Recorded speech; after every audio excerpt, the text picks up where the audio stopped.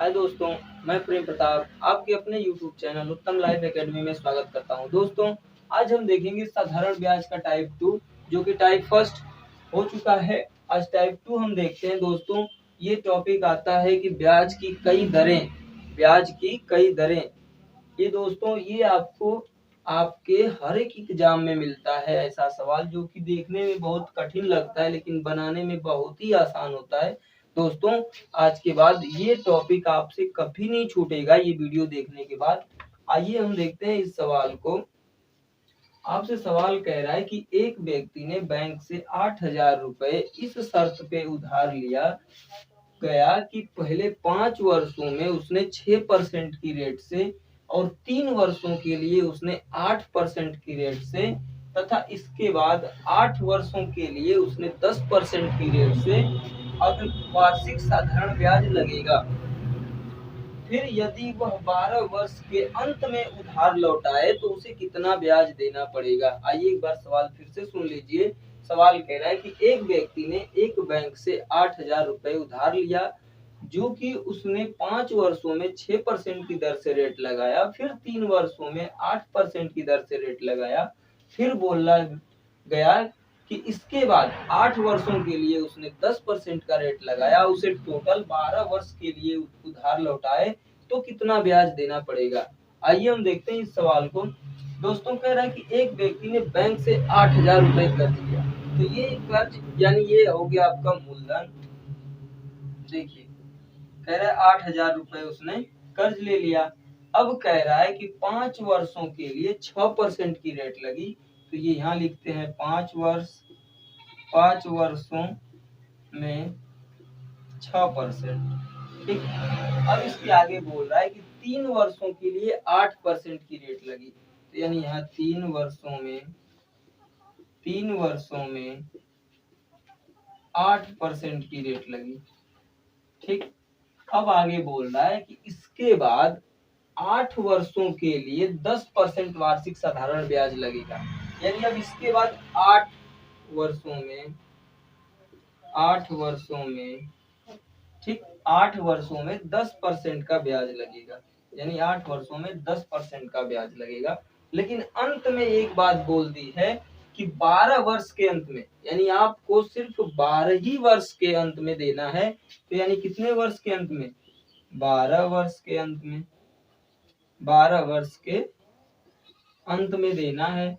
तो आपको ब्याज कितना देना पड़ेगा। दोस्तों, एक चीज बताइए हमको कि जब ये 12 वर्ष हमको देना है, सिर्फ 12 वर्ष का जब हमको ब्याज देना है, तो यहाँ पे तो वर्षों की संख्या में कितनी की बड़ी है। देखिए, ये 8 3 11 11 और 5 हो गया आपका 16।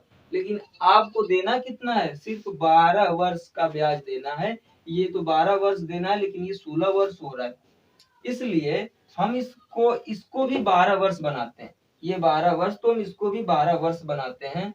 जो कि देखिए 5 और 3 8, 8 में अब हम कितना जोड़ें कि 12 हो जाए, तो इसको हम यहाँ हटा के 4 कर लेते हैं। यानी 4 वर्षों में अगर यहाँ 4 वर्ष हम रख देंगे तो ये 12 वर्ष हो जाएगा।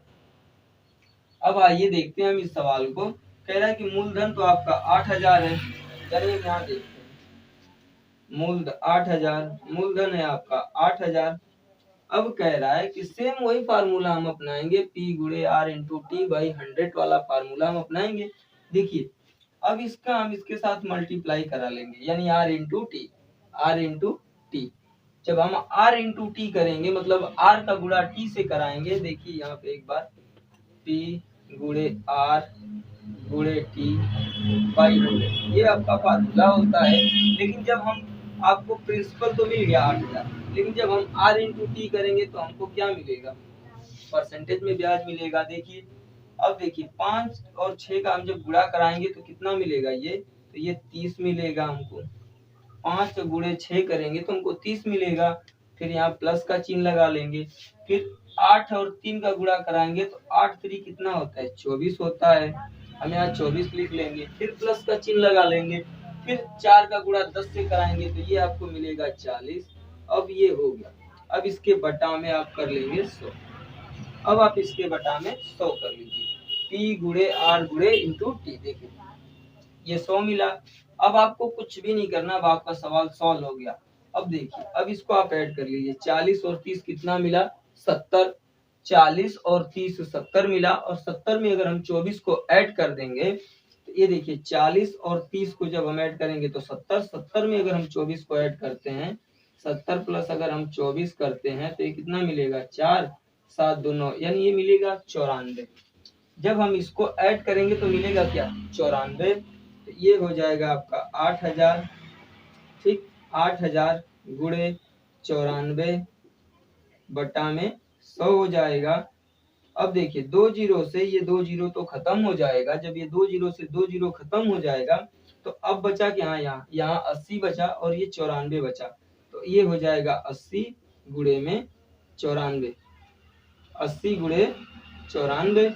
अब इसको हम जब मल्टीप्लाई करा लेंगे तो 8 का गुणा कराते हैं, जीरो को छोड़िए, 8 का कराते हैं तो 8 चौको 32 को 2 हासिल 3, 8 नवा 72 और 3 कितना हो जाएगा आपका 75, और ये एक जीरो यहाँ बैठा देंगे हम, ये हो जाएगा आपका आंसर, जो कि 7520 रुपए उसे ब्याज देना पड़ेगा। तो दोस्तों आइए हम देखते हैं दूसरा सवाल।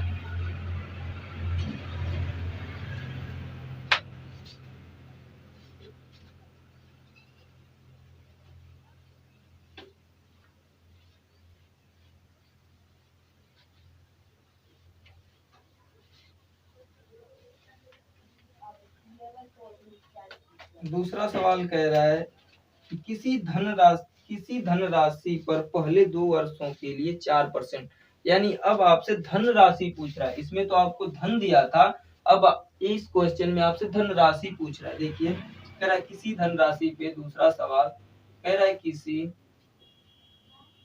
धनराशि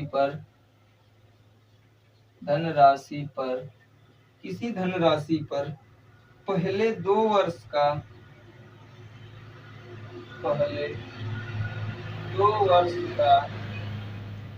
2 वर्षों के लिए, सॉरी यार, 2 वर्षों के लिए 2 वर्षों के लिए 4%, यानी 2 वर्षों के लिए उसने 4% की रेट लगा दी। अब आगे बोल रहा है कि अगले 4 वर्षों के लिए, यानी अगले 4 वर्षों के लिए, अगले 4 वर्षों के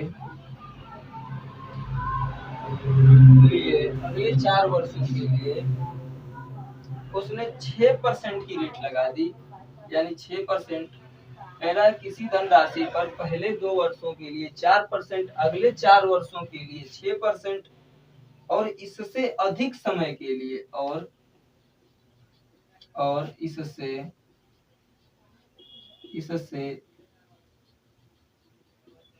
अधिक समय के लिए, और इससे अधिक समय के लिए 8% वार्षिक ब्याज जोड़ा गया, यानी 8% वार्षिक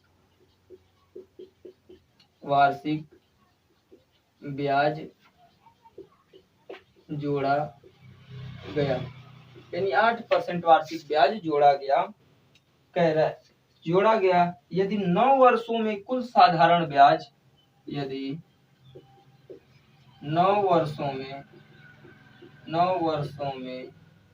कुल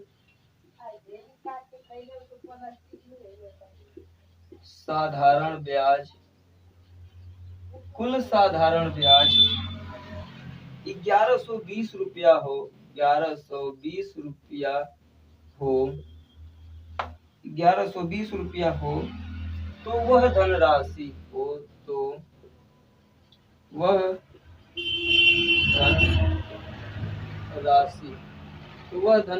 यानी आपसे मूलधन पूछ रहा है।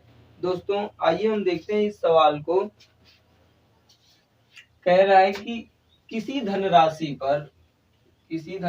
पर पहले 2 वर्षों के लिए 4%, फिर अगले 4 वर्षों के लिए 6%, और इससे अधिक समय के लिए 8%, यानी जब हम इससे अधिक समय के लिए जाएंगे, 4 वर्ष से जब हम अधिक समय के लिए जाएंगे तो हमको 8% का वार्षिक ब्याज जोड़ा जाएगा, मतलब 8% वार्षिक ब्याज हमको देना पड़ेगा। तो फिर बोल रहा है कि 9 वर्षों के लिए यदि 9 वर्षों में कुल साधारण ब्याज 1120 रुपया हो जाता है तो वह धन बताइए।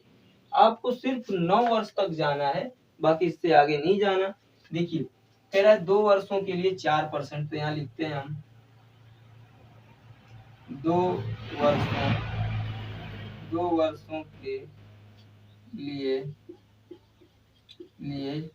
4%। ठीक, अब इसके आगे फिर 4 वर्षों के लिए 6%, यानी 4 वर्षों के लिए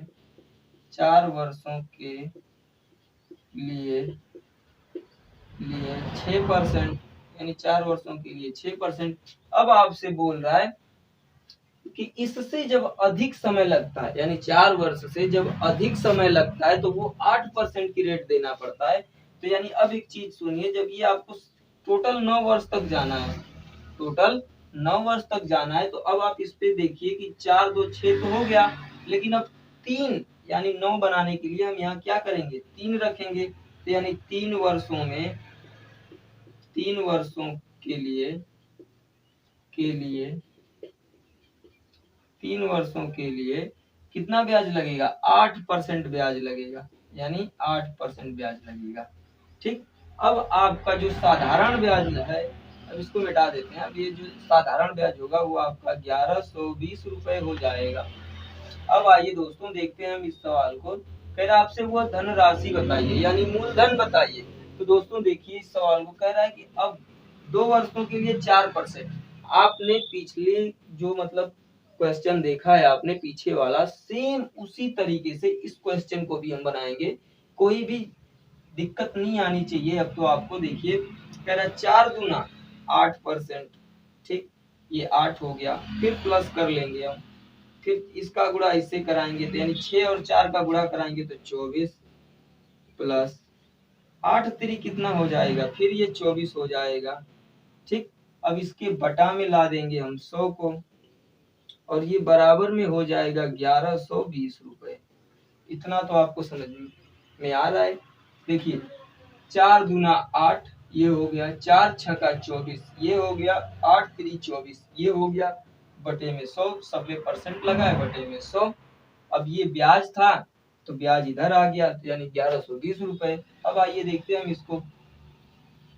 अब जब हम इसको ऐड करेंगे तो ये देखिए 24 और ये 24 कितना होगा, 48। 48 में अगर हम 8 जोड़ेंगे तो कितना मिलेगा, 56। यानी देखिए 24 और ये 24 दोनों 48 हो गए, और 8 और उसमें ऐड कर देंगे तो ये आपका हो जाएगा 56। तो ये अब मिला आपका 56 बटा 100 बराबर में 1120। अब देखिए अब इस 100 का गुणा हम इससे कराएंगे, इस 100 का गुणा हम इससे कराएंगे तो ये हो जाएगा आपका 1120 गुणे 100 बटा में कितना मिलेगा आपका 56। अब इतना आ गया। अब देखिए 56 दुना कितना होता है, 112। तो 56 से इसको हम काट लेंगे 112, तो यानी ये कट जाएगा आपका 20 बार में। जब ये आपका 20 बार में कटेगा तो आप यहाँ पे 20 गुणे 100 कर लीजिए, आपका आंसर जो आएगा वो 2000 रुपए आ जाएगा। यानी वो मूलधन कितना है, तो वो मूलधन 2000 रुपए है। दोस्तों उम्मीद है कि ये क्वेश्चन आपको समझ में आ रहा होगा।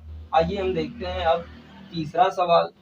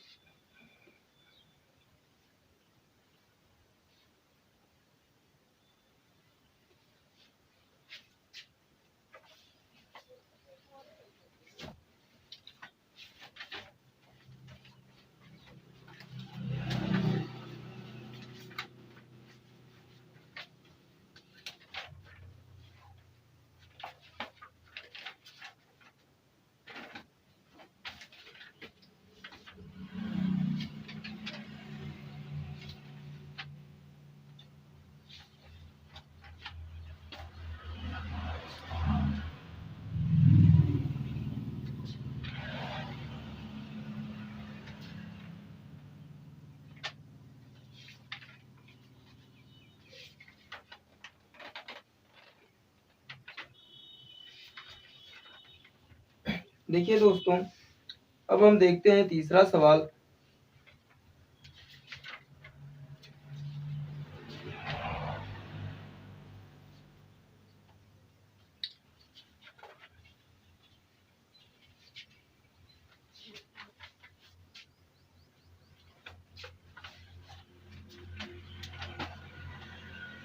दोस्तों अब हम देखते हैं तीसरा सवाल।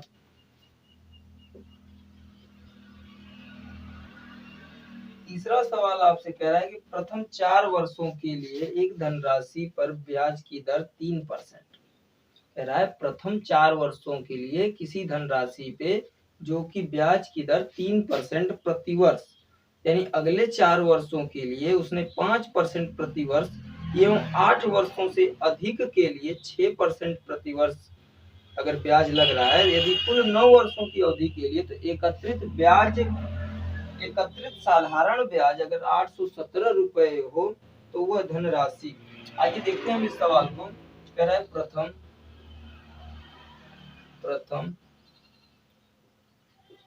4 वर्षों के लिए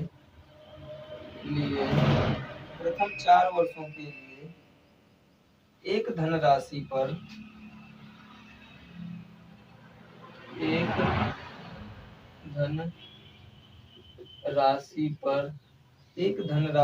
ब्याज की दर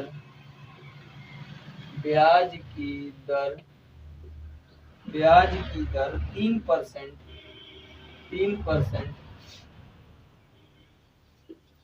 प्रति वर्ष 3% प्रति वर्ष अगले 4 वर्षों के लिए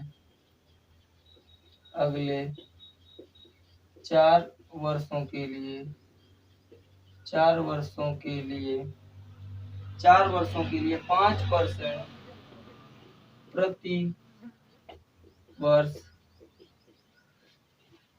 5% प्रति वर्ष एवं 8 वर्षों से अधिक के लिए एवं 8 वर्षों से अधिक के लिए 8 वर्षों से अधिक के लिए 6% प्रति वर्ष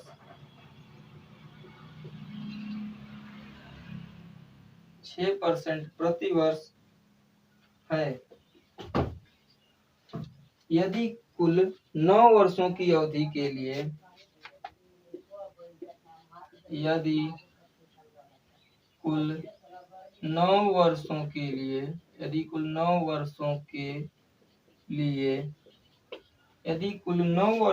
लिए एकत्रित साधारण ब्याज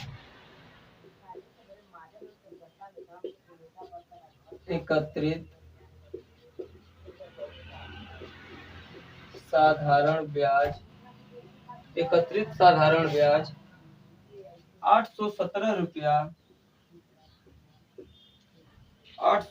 रुपया हो तो वह राशि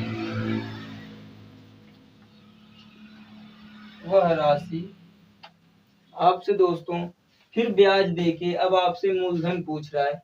ब्याज दिया और मूलधन पूछ लिया आपसे। कह रहा है कि प्रथम 4 वर्षों के लिए एक धनराशि पर ब्याज की दर 3%, फिर कह रहा है प्रति वर्ष अगले 4 वर्षों के लिए 5% प्रति वर्ष। लेकिन जब वो कह रहा है कि 8 वर्ष से जब हम अधिक जाएंगे तो हमको 6% का ब्याज देना पड़ेगा। जब हम 8 वर्ष से अधिक जाएंगे तो हमको 6% का ब्याज देना पड़ेगा। लेकिन कह रहा है सवाल कि कुल 9 वर्ष के लिए, यानी हमको टोटल 90 वर्ष तक जाना है, 9 वर्ष। आइए देखते हैं हम इस सवाल को। कह रहा है प्रथम 4 वर्षों के लिए एक धनराशि की ब्याज की दर 3%, यानी कितने में 4 वर्ष के लिए, तो हम यहाँ फिर लिख देंगे कितना 4 वर्षों में कितना 3%, ठीक, प्रति वर्ष। अगले 4 वर्षों में 5%, अगले जो 4 वर्षों में 5%, ठीक, 5% प्रतिवर्ष एवं 8 वर्षों से अधिक के लिए 8 वर्षों से अधिक के लिए 6% लगता है। लेकिन हमको जाना कहाँ है, 9 वर्ष तक, यानी 9 वर्ष तक जाना है। अब इसको जोड़िए, 4 4 8 हो गया, लेकिन हमको 9 वर्ष तक जाना है, तो ये 4 4 8, 8 में अगर हम 1 वर्ष और जोड़ देंगे तो ये 9 वर्ष हो जाएगा। तो यानी 1 वर्षों में कितना हो जाएगा, 6%। 1 वर्षों में 6%। अब कुछ भी नहीं करना दोस्तों, अब सेम वही टॉपिक जो पिछले वाले सवाल में था, इसका मल्टीप्लाई इसके साथ, इसका मल्टीप्लाई इसके साथ और इसका मल्टीप्लाई इसके साथ। देखिए अब आपको 9 वर्ष जाना था, आपको ब्याज कितना दिया है, 817 रुपया, यानी 817 रुपया आपका ब्याज हो गया। अब देखिए 4 तिहाई 12 प्लस 4 पाँचे 20 प्लस 6 एकम 6 बटा में 100 अब बराबर में आपका हो जाएगा 817। अब जब हम इसको इसका गुणा इसके साथ कराएंगे, इसको जब हम जोड़ लेंगे तो 12 और 6 18, 18 और 20 कितना होता है आपका 38। यानी देखिए 12 और ये 6 को जब हम ऐड करेंगे तो 18 मिलेगा, 18 में जब हम 20 को ऐड करेंगे तो हमको 38 मिलेगा। तो देखिए इस सवाल को, तो ये आपको मिला 38, ये हो गया 38, 38 बट्टे में 100 बराबर में ये आपका मिला 817। अब इसका गुणा हम इससे कराएंगे तो ये हो जाएगा आपका 817 गुणे 100 बटे में 38 हो गया। अब देखिए, अब आपसे इसको हम 2 से काटते हैं, 2 से काटेंगे तो ये 19 बार में कटेगा, इसको 2 से काटेंगे तो ये 50 बार में कटेगा। अब 19 का भाग हम इसमें देते हैं। अगर देखिए, अगर 19 का भाग हम 19 का पहाड़ा कितनी बार पढ़ें कि ताकि हमको 81 से ज्यादा न जाना पड़े, तो 19 चौक होता है 76, 19 चौक 76। अगर इस तरीके से समझ में नहीं आ रहा तो आप ऐसे कर लीजिए, 817 भागे 19, 19 चौक होता है आपका 76, 19 चौक 76। देखिए यहाँ से एक हासिल जाएगी तो ये हो जाएगा 11, 11 में से 6 जाएगा तो आपका 5 बचेगा। अब ये भी 7, ये भी 7, ये तो खत्म हो गया। अब ये 7 बचा, यहाँ 7 उतार लेते हैं हम। अब 19 तिया कितना होता है, तो 57 होता है।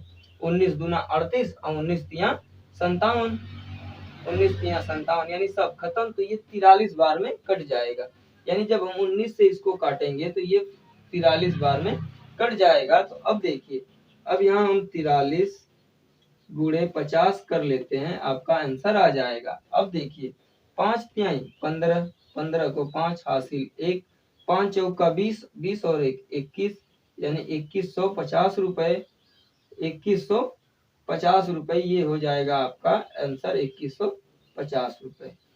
तो वह धनराशि कौन सी है, तो 2150 रुपए की धनराशि है। आइए दोस्तों, अब हम देखते हैं इस टॉपिक का लास्ट सवाल।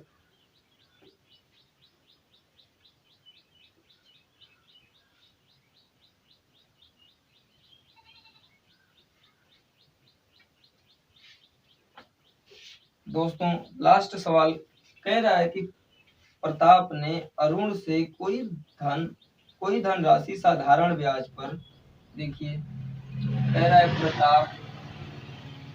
प्रताप ने अरुण से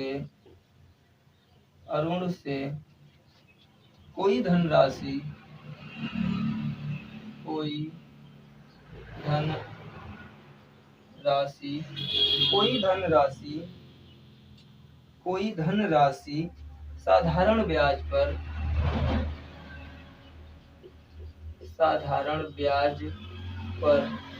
साधारण ब्याज पर प्रथम 3 वर्षों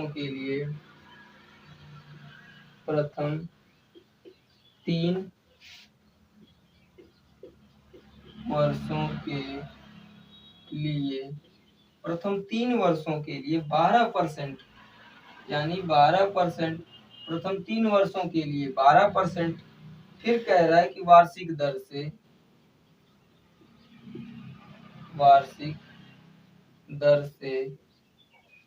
दर से फिर अगले 5 वर्ष के लिए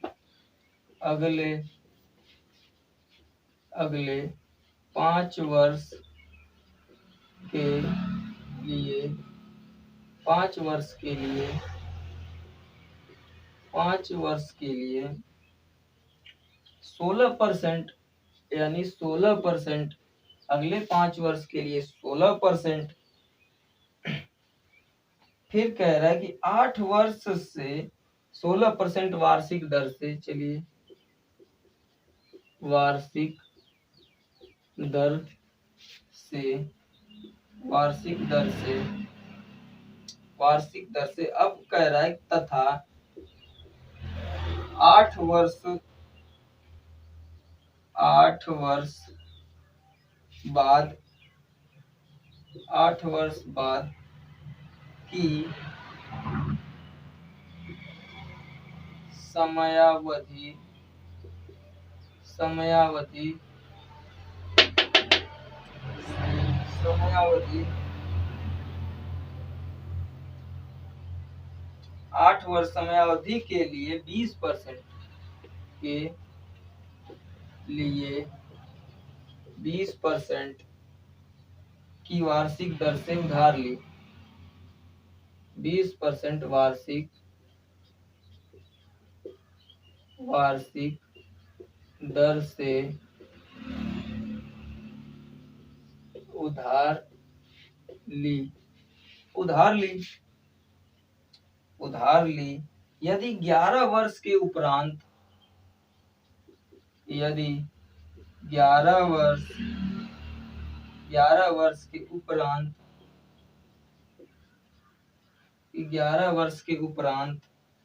ब्याज मूलधन से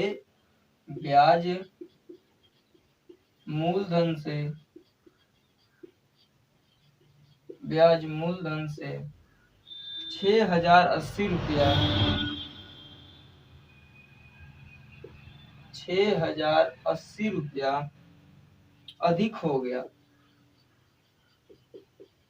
अधिक हो